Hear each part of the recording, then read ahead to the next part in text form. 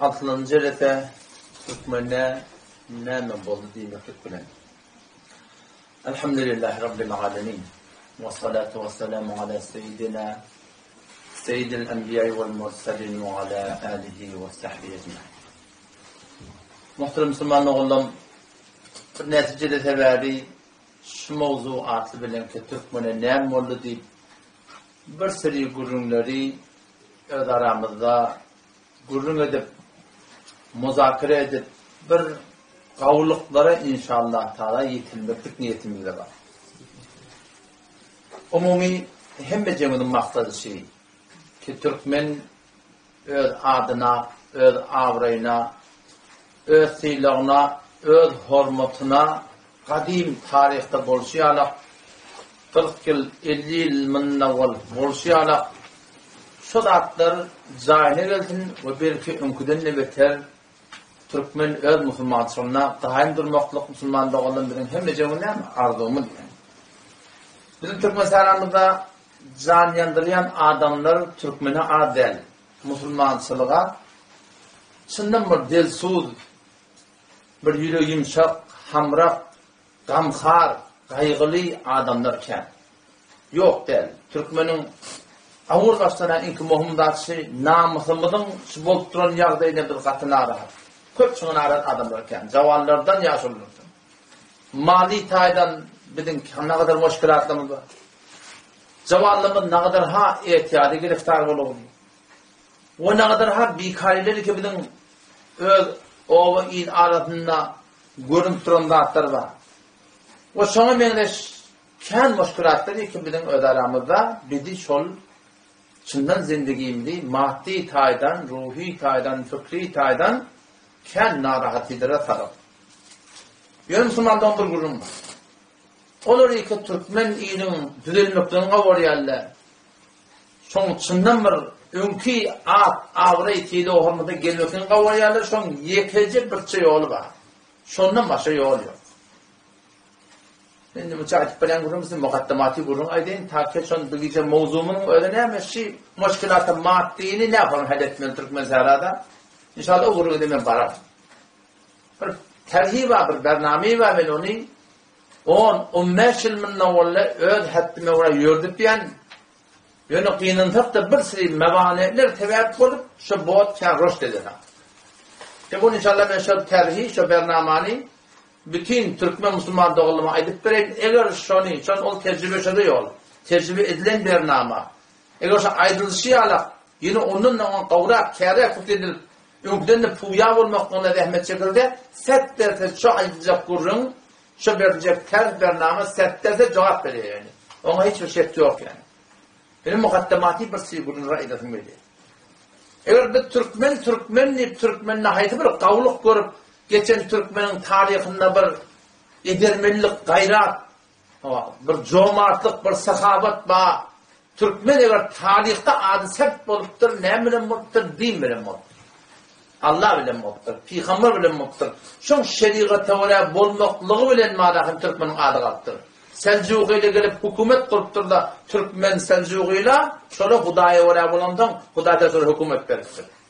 Türkan'ın Osmani gelip Türkiye'de neçü diller gelip barahim Türkler şöyle Müslüman Türkmen doğullanmışlık şöyle İslam'a, Kur'an'a, dina, hecaba, şeriata payben bolulluğu gerekli Allah Teala şonun adlarını belend ettir Müslüman doğan. Ve her vakit her zamanla Türkmen modun başka bir kavda oldu. Bu adamlar Türkmen Müslümanlığı gurunyattı. Her vakit her zaman hayti bir millet, hayti bir kavm dina, İslam'a, Kur'an'a doğurdurmasa Allah tebarek ve şu kavmi ne etti? Yere vuruyor Müslüman doğan. Bir tarihi cümle var. Bu Türkmen necatta ben gavarıyor. Türkmen'in düzeleni gavarıyor. O Türkmen Müslüman. Allah'ın kuruluşu biz Müslüman. Yani bir tarihi kepşi hiç vakta Müslümanla İslam'ın necat verene. Belki hem işe İslam Müslümanla necat verir diyor da. Şimdi bilemeyeceğiz. Hiç vakta İslami Müslümanla necat verene. Belki hem işe İslam Müslümanla necat verir. Yani her vakit yaşa Müslüman ettiren adamda Huday Peygamber o dünya ibadet ettiren adamda İslam'ı oraya bulunla, Kur'an'ı oraya bulunla, dini oraya bulunla, Allah Teala olan arkada bulunla, medetkârı bulunla, Allah Teala olan adını belendetti. Ve hayti bir kavm, hayti bir millet Türkmen olsun, başka kavim olsun, eğer şu Huday'ın Peygamber'e uğrayıp olmasa Allah onun arkanı boşadıp, sonra Huday Peygamber'e zelil hakaret görüyor.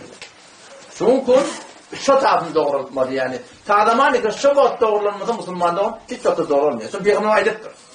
Peygamber'in aydan tadı var. İnna Allah yerfa'u bihâzel kitâbi agvâmen. Birçok Allah Teala şu Kur'an'ın bereketine, Kur'an'a amel eden adamları, Kur'an'a amel eden kavimleri, milletleri kaldırıya, belendet diye, serbelend diye, başını dik et diye, baştaki milletle baş et diye diktir. Ve yed'u bihi âkharîn. Onlar ki Kur'an'a oraya bulmasa, şeriata oraya bulmasa, dine oraya bulmasa, Allah tebarek ve teala yere vuruyor diktir. Peki ondan biz yamaçlardan önkü ızzatımı da, önkü ağrayımı da, önkü tidamı da, önkü hormatımı da eğer bir gelmeyeli olsak, yekece yol ne mi? Müslümançılık. Hakiki Müslümançılık ona öğrenmeli. O da Müslüman da olan açık edeyim, o da bir nefer olsun, bir hanımada olsun, bir nesilden doğanlarda sonra bir hayatı yaşap veren olsun, bir tayfa olsun, tanımani ki Müslüman aklı, Huday'ın Peygamber'e oraya bulmadan vallahi ona akın hiç tatımız görmez yani. Allah Teala Kur'an'ı açık edip Müslümanın hakkında kanun şey, o kafirler iki kafir o ketmeyle, din diyanının işi yok, İslam'ın işi yok, Kur'an'ın işi yok, o da Huday'da şu dünyanın belaya. Ama Müslüman hakkında tadamani ki Müslüman beni, Müslümançılığın adı bilen, Müslümançılığın ben kavurlayan, Huday bilen Peygamber'e oraya bulmadan hiç vakta aklını yoktanmıyor yani. Kim aydıktır Allah Teala?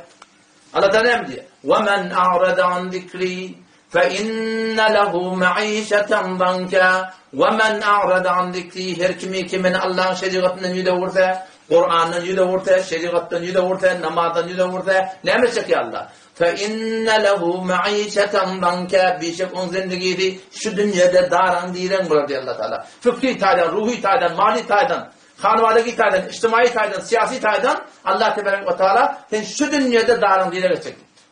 O dünyada ne? وَنَحْشُرُهُ يَوْمَ الْقِيَامَةِ اَعْمَى erti kıyametin gördüğün kafanı gözük koyar olur diye. Gözlere görene. Son heyran kalır bilimi haşerten yağma. Heyranlar diyorlar gözüm mağda o dünyada. وَقَدْ كُنْتُ بَصِيرًا ne mi diyeyim ben koyar olurdun ya Allah. Ben gözüm mağda deyip aydanına Allah'tan ne diyecek? Havvaten ben Müslümanıydım. Bizim kitabımız geldi, peygamberimiz geldi, şeriat geldi. Hakka oraya olmak, hakkı olmak dedim koyar oldum. Bu mümkün gözüm koyar olmalı çok diye. O da şöyle Müslümandan o da evvelki merhalede her bir Müslüman ehd etmeli. Ve her bir Türkmen ehd etmeli ki men olgu olmalı. Men hanım adam olgu olmalı. Biz bayit olgu olmalı yani. Geçen kişide de ben ettim ahim. Onda yani o velayetun gurun ne ama şoğu kıyına ettim ahim. Kablen ma rast budin, şuma das budin ittirdan oluyor. Hala ma das şöyleyim, şuma milen şöyleyim ittirdan oluyor. Ya da o şeyden var ya vurun. Muhalefetlerin vurun. Bir de o doğurduk. Siz evrdiniz dedi, oraktınız ittirdan velayetlere. Kablen ma rast budin ittir, şuma das budin ittirdan. Hala ma das şöyleyim, biri şu adın ne? Biri vrellik. Şuma milen şöyleyim ittirdan oluyor. Oğlum biz kıyışarak Müslüman'dan tadamani ki biz şu boğadı zindagimizi eğer doğrultmasak bırakayım yani o da bizim Müslümanlığın şeyle olmalı. Baştaki kafirler bizim Müslümanlığımızı görüp Müslüman olsun. O Müslüman doğrulmamız bizim Müslümanlığımızı görüp Müslümanlığa kaim olsun. Olgu adamlar tapınmaklık gerek. Ahundan, molladan, karasıdan, muallenden her ülke. Bu da yani. Yani şu an şiddet tahtiki bizim başımıza göre kim gösterdi yani? Kim gösterdi? O bir geldik, benamı Türkmen, Müslüman, Türkmen, hiçbir zaten korkmam men yengiş olup, Huday'dan ne korkmani, toylamızda geldik, ekerduğun, orup, car, namusuzluğunu oyun çıkardık. Şu binamısızlık kim etti? Tayak bunu ettirdiler, bıçak bunu ettirdiler. Ne mi ettirdiler? Ahum Allah'ımda düşman olduk, dinimizde düşman olduk, Kur'an'da düşman olduk, bir taraf toyak çekip, namusuzluğunu anırış dinamısızlık oyun çıkardık. O hamle böyle çeşim çırağını meydan açılık oldu. O taraftan zina, köpellik zamanında getirip bistitirip arağıştırdık. Toylamında da tiryek payladık. Zavallamız muhtaç eden kim etti? Bir ettik. Meşhur kim etti? Bir ettik. Namusumuz ayarlı olumuz zina muhtaçlar kim etti? Bir ettik tanemi. Kim etti şimdi? Zorla ettirdim mevzuları. Bir ettik Müslüman da onu. Öğrenimiz ettik yani. O zaman şöyle Müslüman da onu. Türkmen, hiçbir rattan korkmayın, hiç kimden korkmayın, Allah'tan korkmayın dedi. Biz şeriatı defeledik. Biz Huday Teala'nın haram edip koyanlarını efeşkar etmene durduk. Ondan koyanda burada, ne miydi? Sırahatan iyile oraya boluvermelidir dedik, biliyor musun? Dine oraya olmalı demedik biz. Halka oraya boluvermelidir dedik. Halıktan geçtik. İle ola bulmalı din defeledik. İnerken Mekke'de nerede doğrulanı. Bağışlayan ha bilanız var. Porque baytam ne kadarlarına derde gelme kadiyen. Ne kadar cavan olanlar şu var. Ahun ne der sağlımı tamamlayak diye. Her bir gıyda var ya muradı var diye. Belanız var. Bağışlayan yani. Muşkili var diye. O bilen arası varmışsın. Arası var yani diye. O bilen muşkili varmışsın. O bilen arası varmışsın. Bu bilen güyer varmışsın. O bilen diğer varmışsın diye. Sağını da folanak diye. Ne yapmışsın diye. Kim etti seni? Öldük daha. Toylanmada şıraatları bir ettik Müslüman'da onu. Sonradan tövbe etmez zaman oldular. Toyet değil. Gurur yok. Hatmi toyda akım oldu gurur. Bilmeyen gurur yok. Toyet namusuna kaim ol. Sen 2 tane toklu, 3 tane toklu ne oldu kurbanlık alır. Kurbanlık alamında şu kurbanlığı giyece oğurar kidamanı giyece ne tepte hiç çıkıyat bedin. Habardar tart tulka. Ammanın kafın kaimler. Sen namusun toklu sayıyorum. Sen şu okun. Sen şu namusunu göbektiğin deli yaksan kenarına, yeni buraların kenarına bana aklı şirket bir yere şuunla babazan bu sıcakta var yani var hayat sebep böyle aydıyla makiyendir. İftizab olup versiniz dil doğrulmalı Müslüman doğru. Yani bir kurma yöne. Türkmen ilin muşkili Müslümançılık bile ne? Türkmen il Müslüman millet. Türkmen il Müslümançılık tüymenlidir ona. Kur'an tüymenlidir ona. Şeriat tüymenlidir. Türkmen ilin muşkili ne biliyor musun? Olgu ulamaları tapmak benim aramda kıyım olur. Şun hudaylıklı ulamalar var yok der. Ağır yöne. Şun tapmak kıyım olur. Bet emeli. Şunla bahse ruhaniyette kâneligli. Bet ahlaki. Bet muamelegi. Şunla bahse ruhaniyette kâneligli. O zaman şu adamın ne kadar zavallamadır. Erkekten heleyden muallimlemiz. Tehsir kedenemiz. Şuna menesvara dağını şuulamız. Cavan oğlumuz ne mutlu biliyor musun? Arada din görücü tafılı. Muşkil yani var. Olur ki dini, diyanetli, benam rehberane, ruh sahabe, kulaklı şunu menesvara var. Ortada gitti var. Benamı din gelip başlık olup geldi. Şola müteessifana yüzden teyhemmesi olgu de. Belki bet olgu olgu. O şu sebep olgu. Müteessifana Türkmen ilim bir tehlike kızavatına sebep olur. Tehlike kızavat her yerde, her avarda, belli yerlerde muhlus ulamalar yok der. Elhamdülillah. Ama Türkmen ilişkide öyle hamurda yanlış değil. Ne etti? Ahulla mağlalı deyip hemmetin barayağına sorup tehlike kızavat ettiler. Şu tehlike kızavattan bir tövbe etmedi. Öten sınıfı bir yönük etmesem ne mi diyebiliyor musun? Ben niye doğru ahun tapmadım diye. Kâmbet emeli vurttur. Kân azimeren ak diye. Falan eden ak diye. Ben de kân ahun bana oturuşturum diye. Ben sen dedim beyliği etmediydim. Ahun moğlu dedim. Doğru bir ak olet da. Bizim aramızda ben açık edeyim. Haştar pen dersek şunları ki derle basın ruhani cami Türk mesela gidip bir yerle şunun yüzden tekilmesi olgu da ne mi değil? Ağır baştan tümünü verttirler. Kerası Kur'an'ı var ahim. Ganimete ahunu göberttirler. Şen müşkilatları şunu göberttirler. Ağır payından onu harap ettirler. Ama dersul Müslüman'da oldum. Muhlus ulamalar her yerde var. Ulamaların fiillerini, hürmetini hemen saklaydı. Ama şu muhlus ulamaları hayır şehirde, hayır ovada her yerde bolsa şonları kol verip, şonları el verip, şunun talimatının aşağısında zindagimizi inşallah sersaman vermeliler inşallah. Müteessifana nebet dersedir medarisi Türkmen Sahraş, dini medreseler var ha. Şun hudaylıklı, moğalla, cemaat tabi vermekten kulen ağim olur. Başaran akla. Vakti keden, bir adam bir hücre. Hücre ki moğallası 10 yıl son elinde. 10 yıl son elinde yaşap bir. Şu 10 yıl yaşap birin moğallasını Peygamber'i mengledi bilene, şeriatı mengledi bilene, ayağının hezabını bir Fatıma mengledi bilene, Kur'an'ı mengledi bilene, o gelip erkek onu ahun edip cemaat elveriyle o milleti neme mengletmeli. 10 yıl okuyudun moğallasının manahım şeriatı oraya edilmektir. Gelip bağlahım o zımgıda gurulmalarına neme tesir tapılmalı. Menberden gurulmalarına neme tesir tapılmalı. Öğündekinin adım edilmeli rahim. Şu da çok önemli Müslüman doğan. Yani kulli suratında ulamalan kıyınan tapta yüzden teytemlesin bet olgu oluyor. Yani Müslüman, zavan, muallim, müderris hem cengayet yani. Şul gazabeti naadilanın tavuk etmedi. Ki ahullah diyor ki ama şunun katı yanmış. Şunun katı yanmış Müslüman doğan. Ahullah içinde kavtu kâni. adel yani. Doğru kaptanlı olup beterken. Ama adel. Her yerde muhlis. Ahun, muhlis ulamalar. Ba elhamdülillah. Şolan muhlislara nerede bilmem ortam gidin. Hanefi mezhebi payment bota şeriatı payment bota. Şolan oturuşup toymudu, yatımıdı. Merasimden biri. Haydi bir umurat zindagimizni şolan ta'limatini inşallah hakikaten dünya kadar aba. Men de barayın asli gururuma. Gururumuz şu mutlaka Türkmen Sahra'da müşkilatlarını beterken başın köptü de fakra var ya, fakr. Peygamber Efendimiz ne ettir? Kâdel fakru en yekûne kufra dedi. Yakin, garipçilik dinen çıkartın ettir da. Garipçilik. Neden garipçilik? Hem mali garipçilik, hem ferhengi garipçilik Müslümanlar. Garipçilik, bata garipçilik. Ferhengi garipçilik de olakamlı garipçilik. Mali garipçilik hem olakamlı garipçilik yani. Kadim Türkmen ne ettir biliyor musun? Ağaçlarına imam olmalı ettir. Ağaçlarına imam olmalı ettir. Bir cavan oğlan, bir hanımada ki akıllı meçhul ara çıkıp ne kadar hazaret gelirler var, ne kadar hudayet verirler var, ama şolan el tutulmadan, şolan residigi olmadan, şola adamlar din, diyanettan da ne mi derler? Zede oluyorlar Müslümanlar.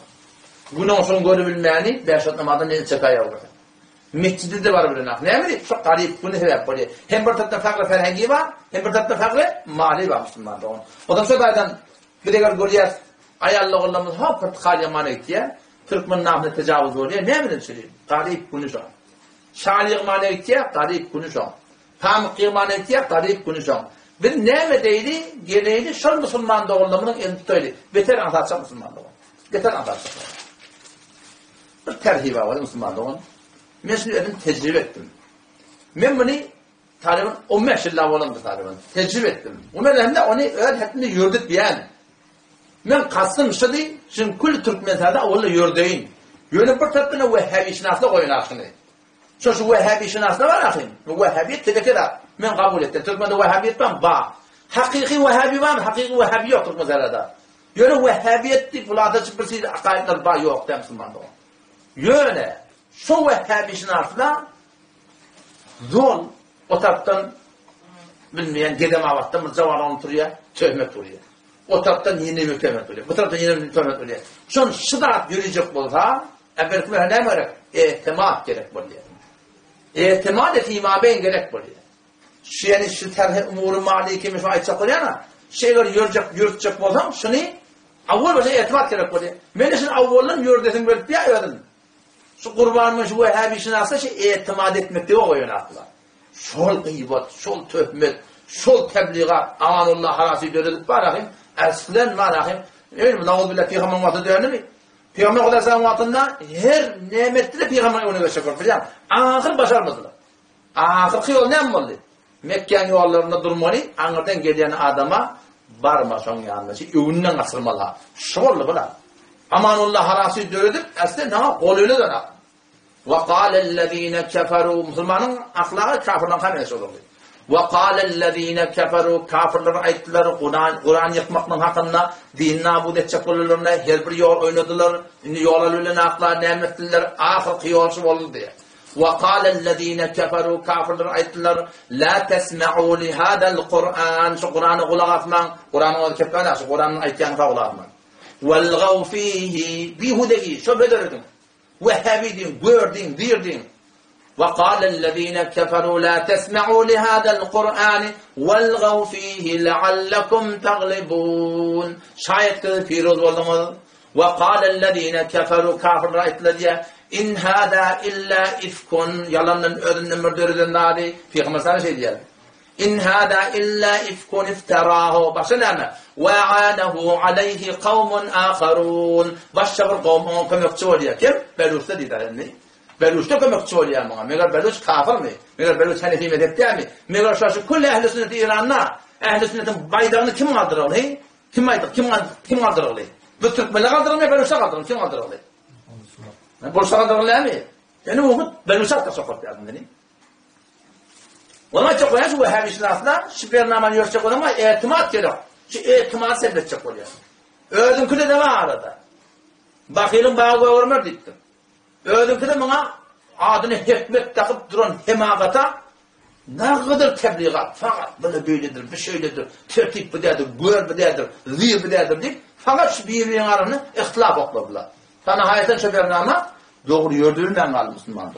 Kulağın Müslümanlık onu öyle. Eğer şey aytacak terzim var ha, şehir ve şehirde bolup başa diye, oba bolup başa diye, yörtçük adam yördük diye, tayfa tayfa diye yörtçük adam başa diye. Öz tiyirginin ol ya da, kendi tayfanın içinde olacak ya, şu yolman hem tayfasını üşürmek değil, ama yolma haliyanın ölçünde var, üşürsem olacak yani. Yol bir vakıda da yörsem olacak. Ya öz tiyirginin var, yolman için, yolma tayfanın içinde, şunun da yörtten bolyanlar için. Yani, şu bernama yörtçük adamlarda, 3 saat olmalı, yoktan olmayan Müslüman. Avul basın ahlak gerek. İkinciden ahlak gerek. Üçüncüden etimat-sazi etmedi. Ben ispat vereyim. Avul baştan şu bernama yörtçük adama ahlak gerek. Yani hudaylıklı olsun. Huday için olsun. Huday bilse olya deydin. Halkla işi olmasın. Bir tür kötükte yaşap veren olsun. Aynı şu bernamanı ben öz öyümde başladık. Memma Muhammed Emin Ahmet Kerim'ma bir neslan kötü cavan oğulları var. Hem hayırlı da üçtük. Çok iyice meşhur şeyle bir kav bernama. Bunu başladık. Ben neydim? Ayda ben 20 milyon veriyenliydi şu anda. Her ayda ben 20 milyon veriyenliydi. Om Kerim Ahun galiben 50 boynalım ol falan şöyle boynallık soran ayda 500 veriyenli tafırlıydı. Ayda 10 milyon veriyenli tafırlıydı. Ayda 5 veriyenli tafırlıydı. O zaman bir vurvule turdular. Ovada. Om cavan oğullar. Bunu hukuk geldi. Ne mi? Ama Allah'ım millet köp çıkıp verdi. Ne köp çıkıp verdi? Ne mi? Şu pulu şuraya mı hava? O bir alacak buraya, hüzür alacak buraya. Çek bana ben dedim. Millet ne mi dedim? Millet ne mi dedim? Millet Hudayla yok etmiyor. Hudayla böyle giyce günlük bendelerini verip du, Hudayla uyanlar. Hudayla töhmet tutturlar. Hudayla töhmet tutturlar mı? Sonra Hudayla oğlu vaadi ettirler, Hudayla töhmet daha sonra. Hudayın şer'i vaadi ettirler, Hudayla töhmet sonra. Ben Hudayla töhmet tutturlar. Peygamber töhmet tutturlar. Sen vakti ödün niyetinden havarma, halk her nemetinden dedim ben. Halkın bana hangi becerine bir ayar verecekler. Onu tane pulunu verecekler, onu Allah'ın yalanını verecekler ben dedim. Beni alt dininin, yüklediğini alacak kıldıramak, millete gerçekten millet kim dedim. Şöyle mi o şeyle? Elhamdülillah nimettik. Kötükte, o zaman sonra nimettik. Bunu yörttük elhamdülillah. Kötün baydan bayrağını oturduk. Şimdi bir adamlar şimdi işte başı olmalı ki mahalle töhmet olmalı. Bay olsun, anlamlı adam olsun. Biz ha zaman ahune oturduk. Maşinta tutulan adam, mesela sahtımanı ve avda önemet diye, o elhamdülillah şu bernameni oturup, avval baştan hemen şu an o çıktı şu. Şuna ekşapkalım hadi, yaskurdan tanımaydan kastırmayın. Avval baştan ahlaklı adamına gerek, hudaylıklı adamına gerek. Onun bunun kefinden müteessir olacak, ona meydana girip vermedin. Her kim bu pulun uğruna bile, pulu diye ara, sen bile huday billah, sen yarısını ödep milletten yarısını tanıtma olacak, onun bunu işitip olmuyor. Ben yarısını çok tuhaf olam oluyor, halk her neredeyse men işim yok. Bana itirat mühim demeli. İmanım, vicdanım. Diyecek kellen yatta o yanda, Allah razı olsun deyip, vicdanda yaşamak yaptırım, boldu. Dünya kurulsun deyip duran adam bilir. Yokum götüp olmayapsın. Avval ahlak gelir. Fikrinizden ahlaklı adam ne gerek, hoşberhort adam ne gerek, edepli, terbiyetli bir ile arasında bir atlı, avraylı adamlara yol gelmeli. Bu üçlerinden şöyle adamların iş koyuk edilmeli, etimat-sazi etmeli. Millet ne etti? İş görmeli bizden. Buzurgi seraser bir guftar neyse. Yani kep, avadan kep, her kep diyeti. Buzurgi seraser bir guftar neyse, dostat gufta çonim kerdar neyse. Amal koyuk edilmeli. Yani ki şol işte uğurtuşturdum, şol pulsen ne mernava işliyordun, ne mi maksat bir işliyordun, şu tarihten, şu sadakat bilen şu bernamani adamları iş koyuk edilmeli. Cavan örme taydan, kıyılara cehiziye verme taydan, danışırın elini tutma taydan, merileri koymak etme taydan, kurbarlık everme taydan, adalet koyuk etme taydan, verkok kardırme taydan. Şunu meleş kân sermaye işleri, o kân sermaye işleri inşallah Teala. Beşer dike doğrudur. Allah Teala ne diyor? Allah diysen, sen hudaylıkta olsan Allah mı yola şakır. Ahirin ayet Sure-i Ankabut'u ve eğer biz şovalı bizek وَالَّذ۪ينَ جَاهَدُوا ف۪ينَا لَنَهْدِيَنَّهُمْ سُبُلَنَا وَاِنَّ اللّٰهَ لَمَعَ الْمُحْسِنِينَ Allah'ın vaydesi. وَالَّذ۪ينَ جَاهَدُوا ف۪ينَا Olur ki Allah'ın yolunu rahmet çektiyenler, tavluk östün, diyanet östün, hecab östün, şeriat östün, namaz okuyan köbürdün, halal yiyen köbürdün, doğru gidiyen köbürdün, diyanet östün diye rahmet çeken adamlar. وَالَّذ۪ينَ جَاهَدُوا ف۪ينَا Olur ki Allah'ın yolunu rahmet çektiyenler, rahmet çekiyenler. لَنَهْدِيَنَّهُمْ سُبُولَنَا Biz olur yollamı diktir koyacak. Hidayet edecek diktir. Eşref Ali Tahir rahmetullahi ne mi diyor? Eşref Ali Tahanevi rahmetullahi aleyh. Bizim oğlu kallımızdan Hindistan'da ne mi diyor biliyor musun? Dinin yolu ya, bir daracık yol ya, şeyle uzak yol. İki kaptalı diye bağı köyünü yalak diye. Ama ben verdim gözlerinde diye, yol bağlı görünüyor diye. Öbür gittince asıl küt diye. Dinin yolu şu. Senin huday deyip şey, tamamı kembuttur, kutahileri keba. Sen Allah deyip öbür gitsin, sen Allah sana yol olsun. وَالَّذ۪ينَ جَاهَدُوا ف۪ينَا Olur ki bir Allah'ın rahmet çekiyenler, rahmet çekiyenler. لَنَهْدِيَنَّهُمْ سُبُولَنَا Yol açacaktık. Bir adam bana yol açacak, var ödün gidiyor diye. Oğlum yok Allah'ın rahmet çeker gitti. وَاِنَّ اللّٰهَ لَمَعَ الْمُحْسِنِينَ Bir çekmeli Allah, set derdi son adımla verilmektir. Benim fazla yol açma de, men Allah'ın arkanı bittir. Ne kadar Allah'ın vardı. وَلَيَنْصُرَنَّ اللّٰهُ مَنْ يَنْصُرُ Hetmin Allah medet edecek, nusret edecek. O adamları ki Allah'ın dinine medet ettiktir yani. Hetmin medet etseniz, o ben hetmin medet edecek değil mi yaptır ha? Hetmin medet edecek, onları ki Allah'ın dinine medet ettiktir. Bir taraftan yenisi yok koyuptur. Öğrenimki üstüne koyuptur. Şimdi bilemez yalarını. O Müslümanın avul başlayan şey. Ahlaklardan da gerek, ahlaklardan da gerek. Ve etimat sazı etmeli. Millete iş koymak gerek Müslümanlığı. Hop neyme dedin? Avul baştan yani ardıyan cemaatini geçişi olun. Kim başlı olmalı şu işe? Benim her taşı. Onca reisin milleteydi. Murda etimat adamına başlı olmalı. Milletin burada etimat eden adamlara başlı olmalı. Men maslahatım şey ahummoğlu'na başlı olmadım. Nizaret ettirildi. Son Peygamber'in aydan kefa ittakû mevâdi'at tuham gitti. Töhmet yerden kaçın bitti Peygamber. Harf efendini pulun gurun göne töhmet gurun kendine ya da. Ahum böyle ki Huday Peygamber'in gurun böyle sıratlara başlı olmasın. Şu elhamdülillah doğsan oluna ben de başladım hemkariyet diye. Şu attı ben sonra da size hem mecen şu an yani ben teidiye var bizim tarafımızdan da. İlerlekem ötünün akılada elhamdülillah Müslümanlığın Allah'a salak ötülü hanası var şimdi kurgun adam. Ötün yıl yankı tirgelinde Vehmet varını çektirdi. Vehmet varını. O da etek hazı. On bir o tattın narahın celil hazı. O da Hazal Gafar Eminiyan. Bu çınlamır, akılamır, onunla adamlar şular. Lap ellerine paltalıp, kerkalıp, şu palçıktan palçığa vurup, çınla iş koyuyor şu dağda. Elhamdülillah şu an Allah'a salak başlıklayın.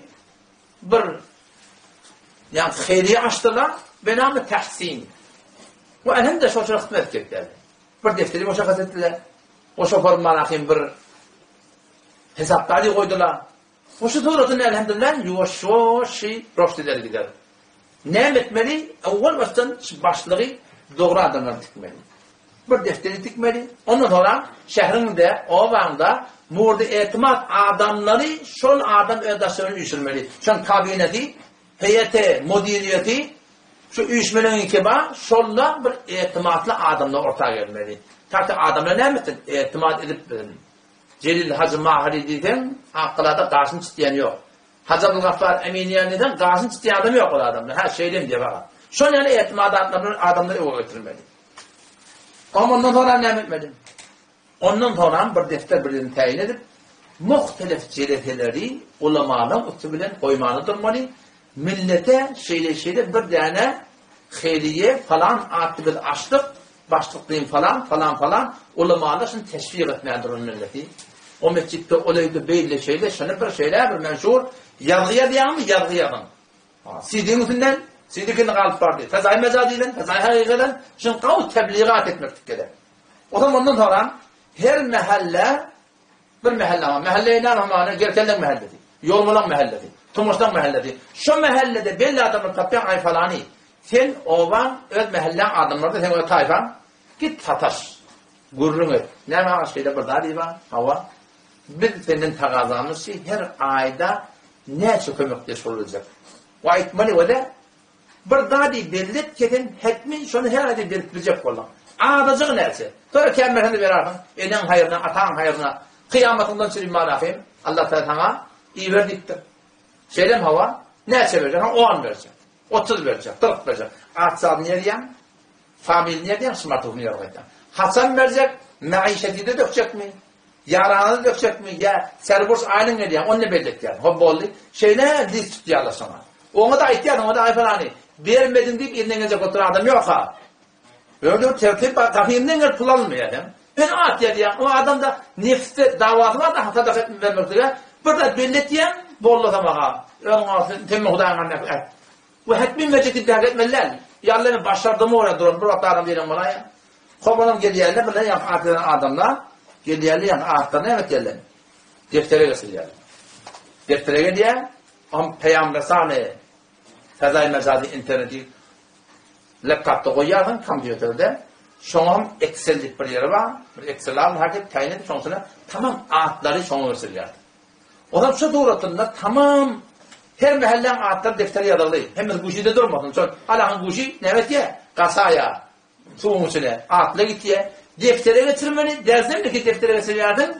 Şol her mahallen adamdı ön ne guşinin adamını getirdin. Hamana o da şeyle tertip eder.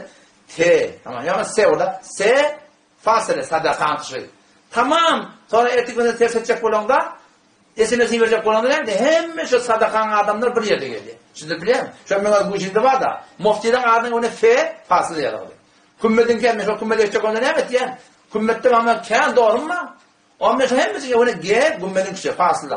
Kümmetin kişi fasile. On bir gidecek bolanda şoňa artdan taftı hem hafız haber verdi adama. Hemen SMS veriyor abi falan içinde baracak. Gelin mezun kavga tartışacak. Men gurbete kulağım. Gel yerliğine dediler. Şu doğrultuda var ya mesela orada var. Her mahalleden atırlıyor. Deftere de yerliyor. Şolardan guşini yerliyor. Ve şol adamları ki atırlıyorlar şu atlarını bir has edip yerliyorlar. Android'lerdeki ertesi hemen bir yerde getirin. Fasile falan, sin falan hemen bir yerde getiriyor. Ertesi gün ne yapacağını biliyor musun? Şol yank defter taraftan 2 ayda 2 taraf sürü SMS veriyor. Ayda 2 var. Borcun fon zamanı veriyor. Bir ayet hadis teşviği veriyor.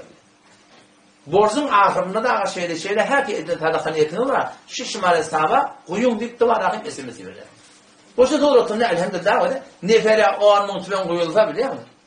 Ne kadar kendi olacak, ne kadar kavulup olacak. Şu doğrultuda ne var rahim? O diyor ki Peygamber senden bir tane var. Hakkama şımarın maksus şunki. O mevcuş tamam şey adamlarına şu şımaranı veriyor. Ama şey şımarıya yankı. Muhsinin diyecek böyle. Şu şımarıya ne yapıyor? Hayriyen kişi. Şimdi yaptı şimdi demeli. Size ayda 2 taraf SMS gelecek demeli.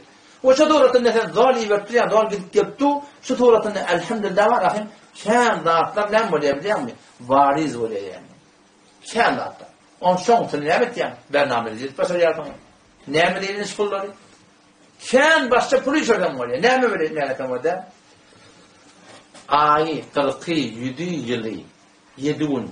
Şaharsları kevar ahim bazar edin. O da şu at tamamı stadı bilen eşek olacak ottu, o da oynayacak ottu. Millet haydını örtür. Eşek olacak ottu, oynayacak ottu. Haydını örtür. Oynayacak örtür. Eşek yardım o şeyden. Şu at onların ihlafi burundurdun.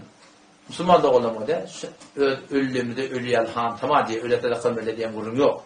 Ferden çıkıp berden tehdit doğru da bolsa diyeilla bizim cavan oğullarımız ölümden geçtiği. Ayal oğullarımız şirin müptela oluyor. Fahşa müptela oluyor. Kurbanlık çalmayan ad. Şuna menes ne kadar müşkilat var.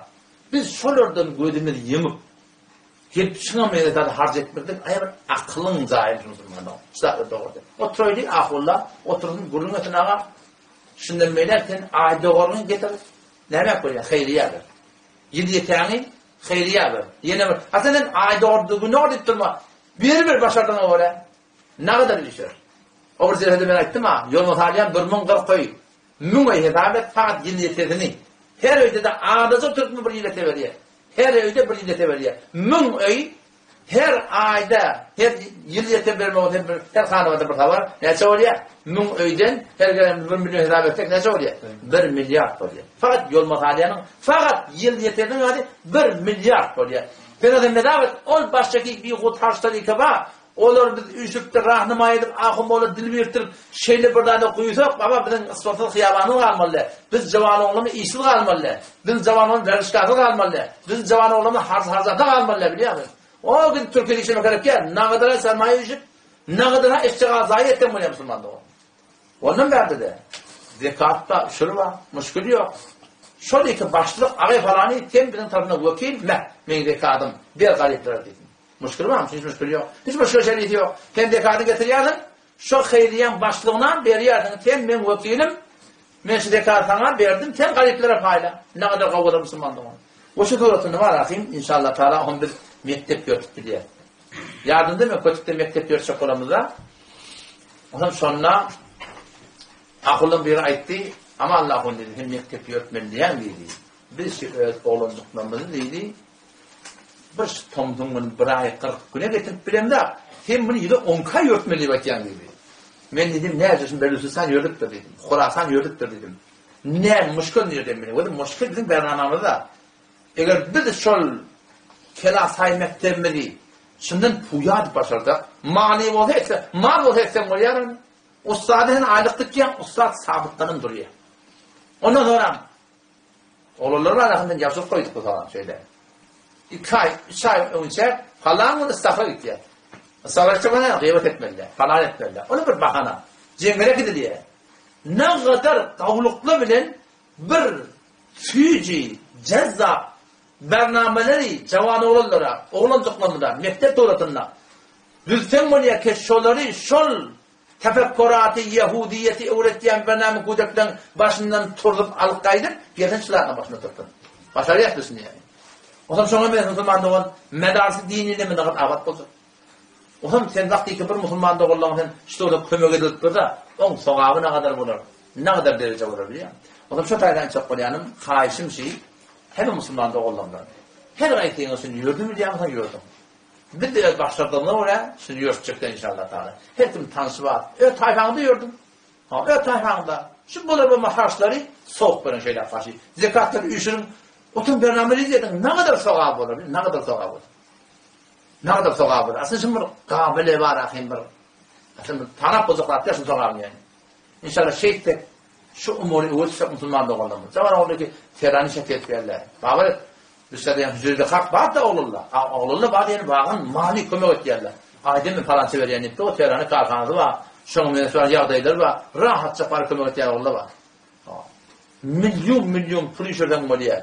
O şu pulu şu form öz ayarlı oğlumda, zavallımda, şu form mekteplemide, medreselemide aslında bana Müslüman'da olan anlatı bir dökülüp eden ulukanlığı Türkmenler'de ne kadar nimet var, ne kadar mal var. Yani Hazakun Ahmedi var ahim. Hamadakun Ahmedi.